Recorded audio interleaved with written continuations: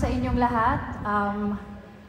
Alam ko marami nang nakakaalam nito tungkol sa kwento ko ng Miss Universe, but not many may know this, but long before I became Miss Universe, I was the girl who kept getting rejected. I kept getting overlooked, and I kept hearing the words no.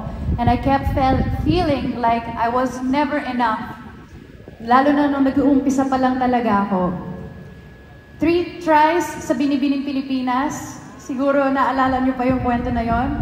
3 times I stood on that stage and always unsure if this was the night that my dreams would come true. Na lahat ng mga sinasabi ko sa sarili ko, sa harap ng salamin, tuwing mag-isa lang ako, magkakatotoo kaya lahat yon.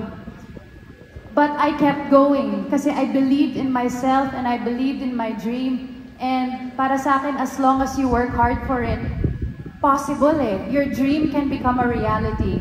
And when that moment finally came, when I finally said the words, I'm confidently beautiful with a heart, I wasn't just speaking for myself. I was speaking for every Filipino who kept fighting no matter how many times they failed. I was raising the flag for every dreamer who dared to believe, even though all the odds looked like it was against them. I'm really proud of this campaign for the stories, the lineup.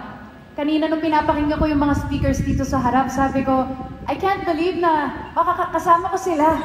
So maraming salamat. And aside from being a long-time member of the Jollibee family, this campaign celebrates not just triumphs and successes, but at the center of it, yung puso ng bawat Pinoy who pursues their dreams. And this is what it means when we say, bida puso ng tagumpay.